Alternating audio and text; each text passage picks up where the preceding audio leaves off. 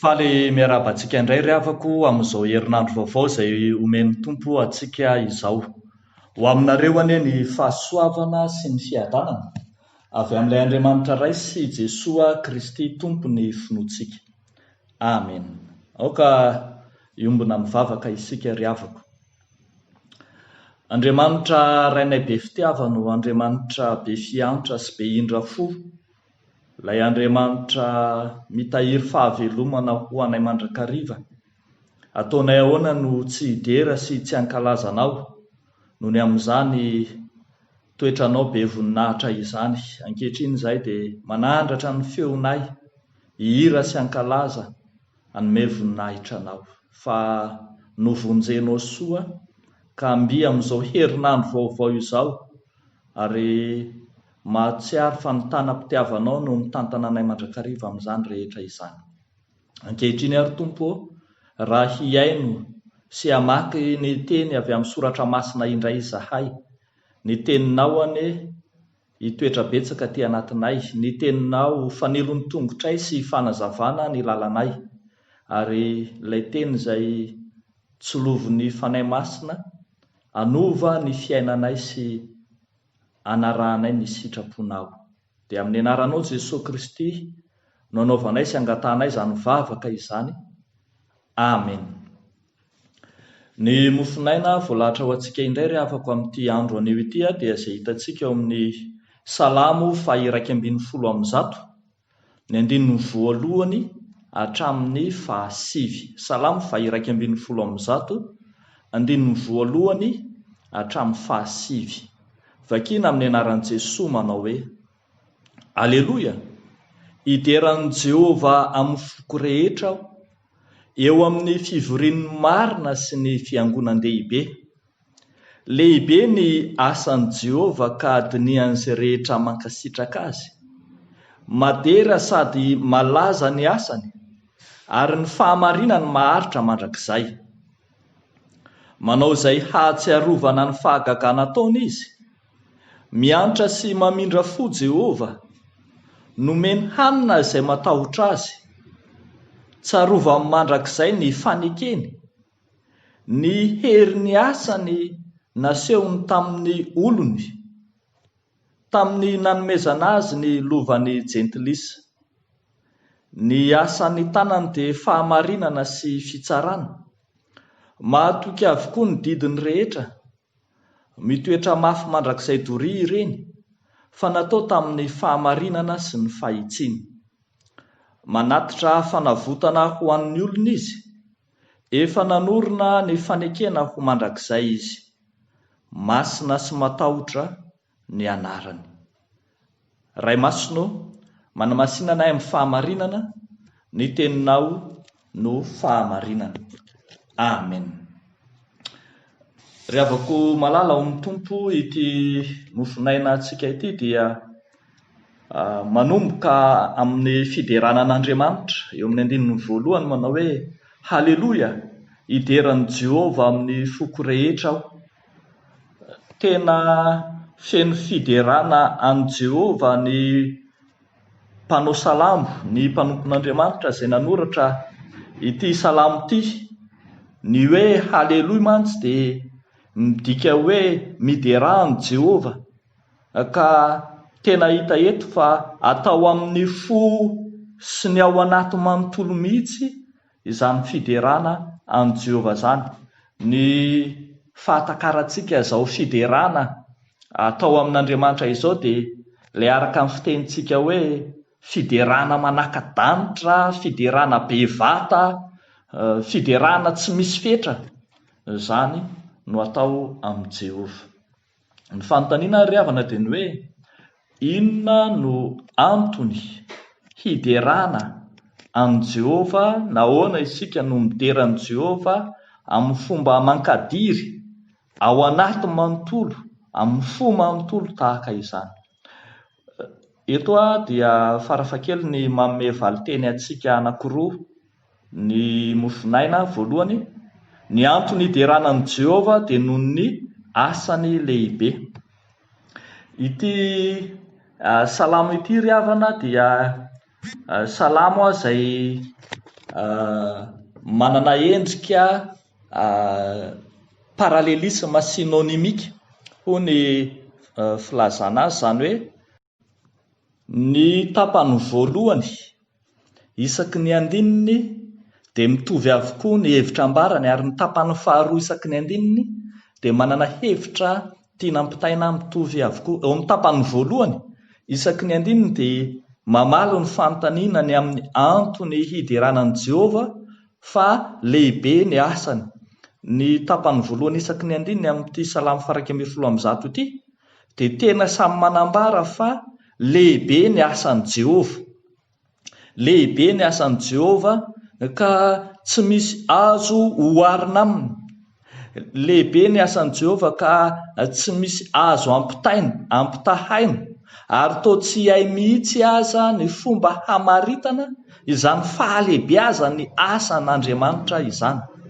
Lehibe avokoa mifanaraka amin'izany asan'i Jehova zany ny asany, ny fisainany, ny fahalalany, ny famondram-po sy ny fiantrany dia samy lehibe avokoa. Andeha ery havana ho alaitsika sara-tsaina izany fahalehibeazan'Andriamanitra zany, fahalehibeazan'ny asan'Andriamanitra. Raha raisintsika tamin'ilay fony nianatra tany am-pianarana dia nahatadidy tsenjery ilay hoe la terre n'est qu'un point minuscule dans l'univers, zany hoe ny tany, ity bolabolan-tany izay misy antsika ity dia tahaka ny teboka kely varavety eo anatrehan'ny tontolo sy ny voary izay misy eto amin'izao tontolo izao. Tsika nefa dia mahafantatra tsara fa isika izao ny olombelona tsirairay dia kely tsy toy inona eo anatrehan'ny tany manontolo. Io tany manontolo izay heverintsika fa lehibe io kay mbola teboka kely fotsiny eo anatrehan'ny voary manontolo, ary dia alaivo sara-tsaina ao anatin'ny planeta izay misy eto amin'izao tontolo izao, eo anatrehan'ny galaxie izay misy eto amin'izao tontolo izao, ny fahakelezan'izany tany izany tsy manambara fa ny tany ny kely, fa manambara kosa fa Andriamanitra ny lehibe izay mbola nanao zavatra be dia be, maro be, mihoatra lavitra noho ny tany. Taratritsika araka izany fa lehibe loatra Andriamanitra, lehibe loatra Andriamanitra, lehibe tahaka izany koa ny asany ka mendrika ho deraina izy. Araka izany ry havako dia antsoina isika hanambara zany fiderana lehibe izany, hanambara fideranan'Andriamanitra lehibe sy ilay Andriamanitra manao asa lehibe eo amintsika. Asa raha ho azontsika tany saina na ho vitantsika tany saina ireo asa lehibe izay nataon'Andriamanitra tamintsika, raha tsy mijery afa-tsy ny fahariana sy ny famoronana, fa afaka mijery ihany koa izay nataon'Andriamanitra teo amin'ny fiainako sy teo amin'ny fiainanao tsiraray avy, izay nanaovany fanavotana lehibe.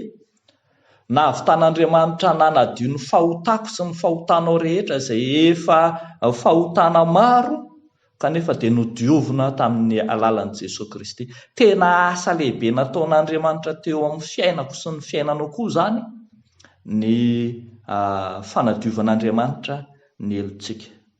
Araka izany dia tsy misy azontsika atao afa-tsy ny fiderana azy irery ihany, ary fiderana lehibe tahaka an'izay efa nanaovany asa lehibe amin'ny maha Andriamanitra lehibe azy no ataontsika hideran'Andriamanitra amin'ny fotsika rehetra sy ny saitsika rehetra ary ny fanahintsika rehetra isika, hidera azy ny vavantsika amin'ny zavatra rehetra nataony sy ataony ary mbola ataony, hidera azy ny vavantsika ny amin'ny zavatra tsy ahitany saina izay ataony eo amin'ny fiainan'ny zanak'olombelona. Andriamanitra manao asa lehibe, Andriamanitra ka mendrika fiderana lehibe tahaka izany koa. Fa rehefa mamaky ity Salamo 110 ity isika ry havana, ny tapany faharoa isaky ny andininy dia ahitantsika ny miresaka ary miverimberina ao ny resaka fahamarinana sy ny fanekena. Te ilaza zany fa ny antony hideranan'i Jehova dia noho ny fahamarinan'ny fanekena izay ataony amin'ny olona. Ny antony hiderantsika ny Jehova dia noho ny fahamarinany ny fanekeny izay ataony amin'ny olona. Izany hoe azo ambara koa zany fa marina amin'ny fanekena izay ataony Andriamanitra, marina amin'ny fanekena izay ataony amin'ny olona Andriamanitra, ka mendrika fiderana izy. Ny fanekeny dia ambarany ity Salamo 120 ity, fa fanekena maharitra mandrakizay, fanekena mitafy fiantrana sy famindram-po, fanekena izay tsarovany mandrakizay, fanekena mahatoky, fanekena masina sy matahotra. Izany hoe raha heverina zany dia azo lazaina fa mirakitra hasina lehibe eo amin'Andriamanitra ny fanekena izay ataony amin'ny olona, ka mahatonga ny olona ho feno fiderana azy, hahatonga fiderana lehibe tsy takatry ny saina izay atao amin'Andriamanitra. Rehefa mandinika ary sika ry havako malala dia mahatakatra fa ambonin'izany fanekena rehetra tantarainy ny bokin'ny Salamo izany, dia mbola io fanekena io ihany no nitanterahan'Andriamanitra tamin'ny olona, ka nitanterahany tao amin'ny Jesosy Kristy, ka nahatonga an'i Jesosy Kristy ilay fanekena vaovao, nahatonga azy hiorenany fanekena vaovao, ho famonjena ny olombelona mpanota, ho famelana ny heloky ny olona mpanota, ho ahatonga azy anana ny famonjena mandrakizay. Ry havako malala ao amin'ny Tompo, marina amin'ny fanekeny Andriamanitra, ka mendrika ho deraina izy. Andriamanitra ry havako tsy tahaka ny olombelona ka hivady mpanekena, hivady pitokisana. Tsy mivadika mandrakizay Andriamanitra, ary ny fanekeny dia maharitra mandrakizay. Zany Andriamanitra mandrakizay zany, zany Andriamanitra tsy mivady beliramo zany no mahatonga azy ho mendrika izao fiderana lehibe, ho mendrika izao fiderana tsy misy fetra izao.